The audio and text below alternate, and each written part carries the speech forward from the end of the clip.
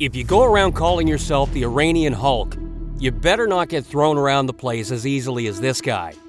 Not only could the dude barely fight, but he couldn't stay on his feet after getting pushed by his opponent.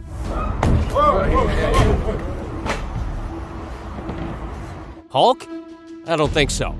Okay, sure, he's got the size to back up the title, but man, he looked more like a giant teddy bear once he ran into someone who wasn't afraid of him. And we all know the bigger they are, the harder they fall. For today's video, that's what we're focusing on. Here's what happens when wannabe tough guys and trash talkers get taught a real lesson. I'm talking, please listen. Just listen to what I'm about to say. After the Canelo loss, you went on a losing streak, family, wife, then, wait a minute. Oh, guys, this is not Pakistan versus India. It's not a cricket match. Please. And then you go out and you tweet to the heavyweight champion of the world. What is wrong with you, mate? What is wrong? You go out and you tweet to the heavyweight champion of the world that he can have your afterwards? This homecoming party, good uppercut from Khan straight away. In a terrific shot, and he's down in the only 15 seconds. Look, we're not trying to say that Phil Greco has an extremely punchable face, but if we had to guess, we're certain that Amir Khan was absolutely salivating at the prospect of beating the guy up. Because even though Amir is known for having a tough time with dealing with powerful punches, he's still a world-class fighter and more than capable of dishing out some serious punishment with his shots. But that impending danger didn't stop Greco from doing the whole WWE thing. He's all over the place. And playing the villain, pushing Amir's buttons whenever possible, to the point that the English fighter even flipped out at a certain point and tried to attack him. Greco just seemed to be loving the spotlight and the attention that came with it. And given that Amir had been out for 2 years in retirement after his loss to Canelo Alvarez, maybe this was about to be a major upset. Maybe this brash new budding superstar Phil Greco was about to rise up and fulfill whatever potential he might have had. Or at least that's what the movie script would say. But no, when this arrogant and cocky fighter got in there with a legitimately talented opponent, it was an absolutely hilarious turn of events. Out of the ring problems, out of the jungle, and back from what was a serious knockout defeat, all being up at middleweight. Khan came in with a point to prove, and with some real added motivation to put a hurting on Greco. He turned up the intensity straight away and made a huge statement by blasting through his opponent before he even made it out of the first minute. In fact, it took Amir just 39 seconds to shut this trash talker up once and for all. His defense was very good. He had very good arm defense, and as a result, I thought Khan will look good because he's going to be hitting gloves at least, even if it's not the target. I asked for this fight because, like I said, I belong here, and I need this opportunity like this. It's gonna showcase my definitely my talent. It's gonna show that I definitely belong with the top fighters. This next one was yet another real lesson on boxing levels, and one that we should really have seen coming. Josue Vargas seemed uber confident about his ability to beat up Jose Zepeda when they met. The problem was that only one of these fighters was actually at the championship level. Once again, it was not the one who chose to run his mouth. Vargas seemed to think that his best route to hyping himself up, putting out that champ energy before he'd even gotten the belt. And to be honest, it was kind of annoying Zepeda for sure, total wannabe. Because at least when the time came to perform, Zepeda knew that he was the one who had the championship heading. I told him in the press conference, there's levels to this. So when I put these young fighters in the fire with me, they seem to just not look the same. That's a good left hand as well. That overhand left again and again, another one. And now it's Cobbs. So is Rocha, who connects on a big right hook. Stop the fight, even though he is taking a beating. Big right hook wobbles Cobbs. He was nearly caught up in the ropes. The mouthpiece is out, and Rocha is all over it. That is it. Alexis! Rocha! Blair Cobbs is another guy who definitely falls into the category of having a very punchable face. And it didn't help just how much he decided to run his mouth in there before his fight with Alexis Rocha. Judging off the way he was talking, you'd imagine the guy was a multi-divisional world champion, blessed with a once-in-a-generation skill set, and with a level of standing in the sport that would put him in top 2 or top 3 most respected fighters in the game. But no, this dude was blowing a lot of hot air pre-fight, and it all kind of sounded a little forced, like he had rehearsed it many times before getting out there. Rocha specializes in volume punching. Volume punching short, tight shots. Because despite the fact that he was unbeaten at the time of this bout, there was just something unnerving about how certain he seemed of his success, and how little of an effect it was having on the aura that surrounded his opponent, Alexis Rocha. Because trust me, this is one of the funniest examples of a trash talker getting owned that you'll ever see, and a classic case of karma being served up with painful consequences. It wasn't just the fact that Rocha unloaded a merciless beating on his opponent, but there was something comical about the way Cobbs flailed around helplessly before his opponent finally put him down.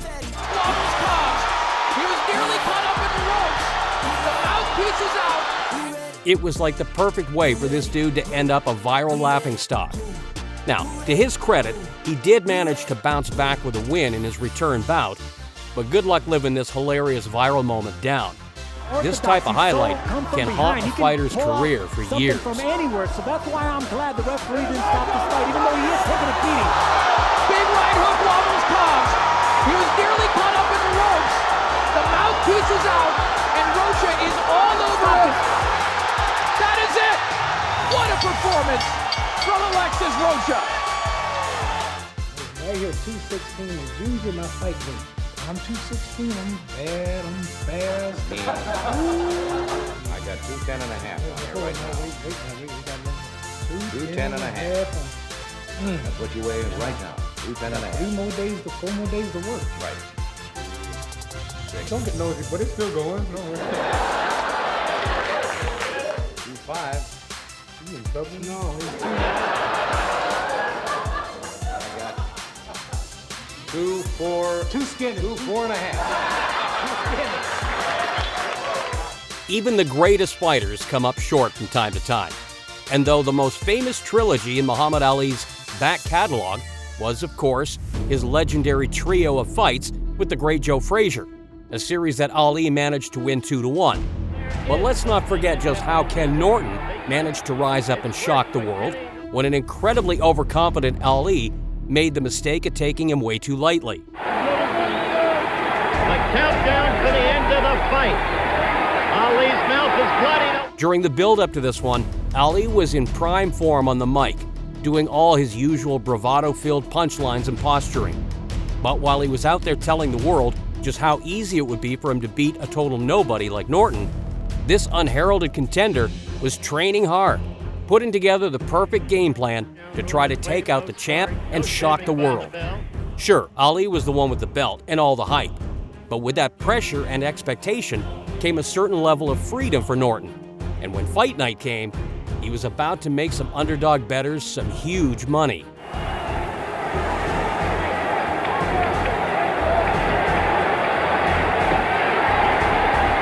A little bit of what we saw from Ali against Joe Frazier. Norton was clearly a good fighter, but this was Muhammad Ali we're talking about. Surely some random fighter would be no match for him, even if the champ wasn't incredibly motivated. In this fight, whether it was early or late, depending on who you believe, Norton managed to break Ali's jaw, hindering his performance from there onwards. And overall, his awkward style and speed were giving the champ real issues. By the end of the fight's runtime, the world was not ready for the revelation that Ali had lost for the second time, and Norton, who wasn't backed by anyone pre-fight, had managed to pull off a win that he would never top. Judge, Al Rickard scores it 5, Norton 4, Ali.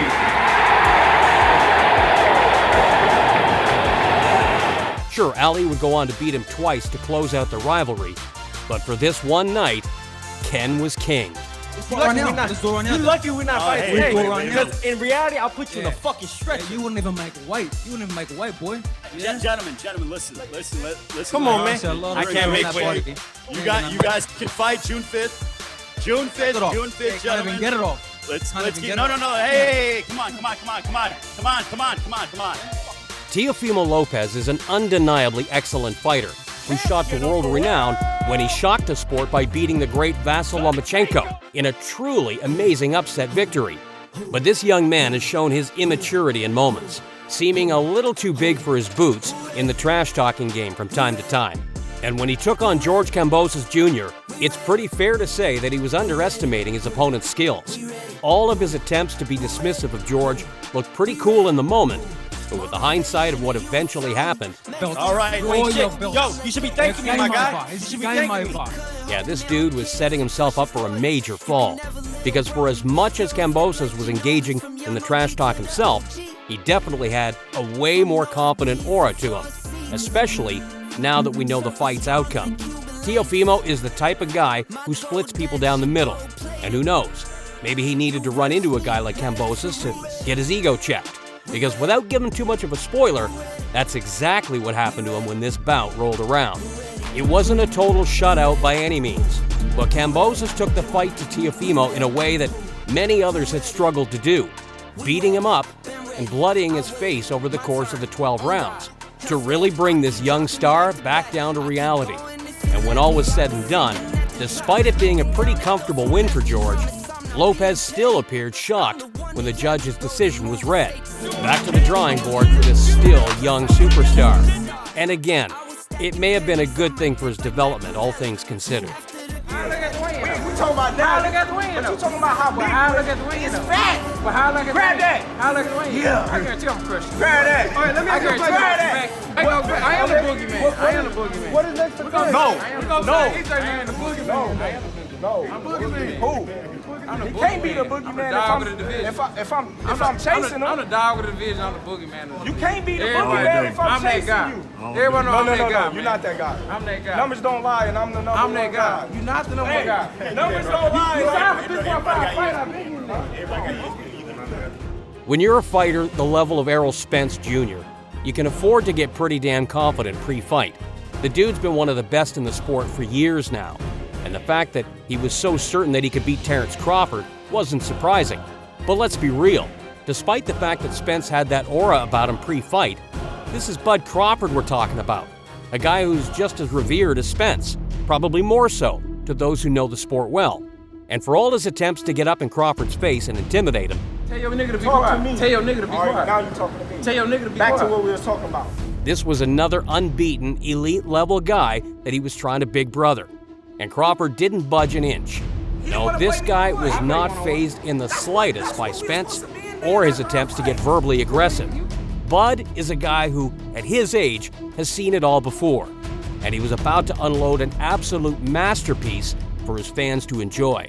Because on fight night, this was not a competitive contest. Faced with the most difficult test of his entire career, Bud turned up in the most dramatic way imaginable, putting on one of the greatest fighting performances of 2023.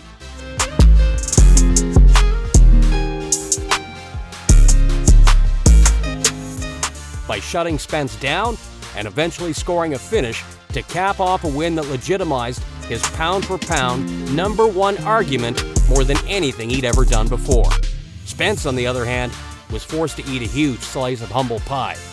You're in a different team. The gypsy. Mexican is right. The Mexican. We know. You are allowed to beef. Yeah. You love the beef. The Mexican. You love the gypsy. Mm-hmm. Yeah. Beef. You love that beef, yeah? You love other things. You love the beef. Right. Yeah. You love the beef, yeah? Good. Gypsy. Never in the ring with someone like that. Yeah. With this heart. You've not seen anybody with this heart. You walk away. Walk away. Walk away. Yeah.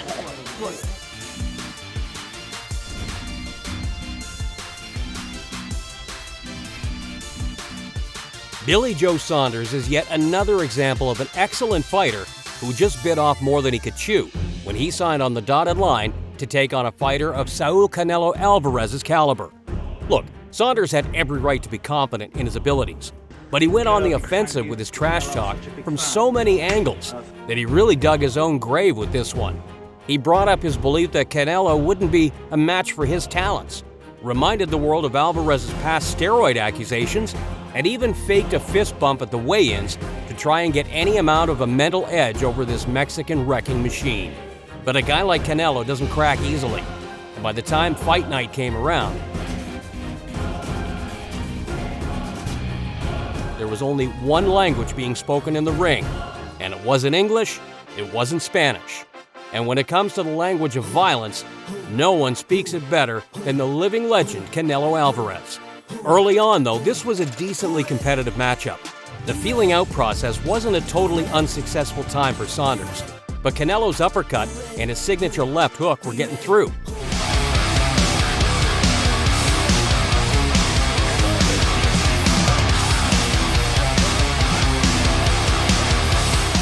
And in the middle rounds, he managed to land a clean shot that smashed Saunders' orbital bone, leaving him with little choice but to quit on the stool before the 9th round. That's a tough injury to fight through. So retiring wasn't the worst idea, but man, all that pre-fight confidence was for nothing.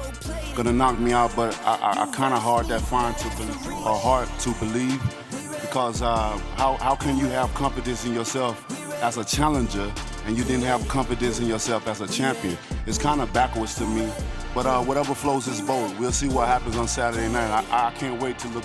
I'm looking forward to sharing the ring with him, and may the best man win. Joseph, have you been running from Deontay Wilder? I don't run from anyone, Dave. As you see, I fight the best in the world every time. Well, you know, I come to do what I do best, you know. That's a sight to get the fans what they want to see, you know. At the end of the day, no one wants to see a 12-round fight. It's a whole bunch of heavyweights up here, and we're the hard hitters. And at the end of the day, people have things to do. And they want to come and see a fight, and after that, they want to go party. So when you're watching me, like I said, don't blink. I'm going to give you what you want to see. And nowadays, my name is called Dr. Sleep. And I definitely got the NyQuil in the right hand, so I hope you bring a pillow and a blanket. It get a little chilly at night. There's no Wilder, but still, he's only beaten in front of you, and he's done it looking very, very impressive. Deontay Wilder is a pretty confident dude, and for good reason. And if you had the punching power that he does, you'd be pretty confident too. But as he's gotten older, and the cracks in his overall game become more obvious, we started to see his aura disappear with every passing fight. But coming into his recent bout with Joseph Parker, Wilder was adamant that his punching power would leave this longtime contender in the same position as so many of his past opponents, knocked out cold in a heap on the mat. It's a strategy and all, but as soon as he gets touched, he's gonna go looking for more. He seemed to think that Parker's team knew that their fighter was in for a tough night, and that they couldn't bear the thought of being honest about the fact. All in all, it was classic Bronze Bomber, and his trash talk seemed to indicate that he'd found a new lease on life since losing the belt and closing out his trilogy with Tyson Fury. But when that opening bell sounded, that is not how things played out. Not at all. No, Joseph Parker's technical advantages were just too much for Deontay to deal with. And from the first bell to the last, it was a total shutout. But he went for the knockout. And the reason I say Parker will get the better of it is because he had a better technique. Parker, walk him back now. Just walk him back, kill the time. Has seemingly won almost every round times. But the big true. In fact, it was kind of shocking to see how little of Wilder's pre-fight bravado translated into the actual fight itself. Gone was the fearsome force that had knocked out so many fighters in the past. Now, this was a very diminished version of this incredibly one-dimensional fighter. A unanimous decision loss was declared, and Wilder had to accept this overwhelming defeat. Nah, screw Canada. I'm gonna bend you over, Papi, and no one will fucking stop me. You understand me? I'm the underdog, bro. You don't even know what you stepped into, bro. He can talk as much as he wants, but I let my hands do the talking in the ring. More embarrassments from the world of YouTube boxing come in next, as this clash between Salt Papi and Andy Warski produced one of the cleanest finishes the scene has ever witnessed. The thing about these internet celebrities is that they can generally always talk. I mean, they talk for a living, so it makes sense. But Warski had a real arrogance to him throughout fight week. I think I'm going to shock the world. No one thinks I will win. And to all the haters out there, all Papi fans, you're going to see. You're going to, just wait till Saturday, please. Thank you. Doing his best to hammer home the fact to his fans that he was relishing the prospect of stepping in there and really hurting his opponent. Salt Papi, on the other hand, was the very definition of cool, calm, and collected throughout the build-up, not getting drawn into any petty disputes with his opponent. Instead, his chilled-out demeanor just made his rival look really desperate by comparison. And as it turned out, like we see so often, the loudest fighter in the room was not actually the best one. Not even close. Salt Papi, as it turned out, actually had some decent punching power at his disposal. And within seconds of the opening bell, he'd already made enough of a dent on his opponent's chin and defenses to get him out of there. Salt Papi has some of the best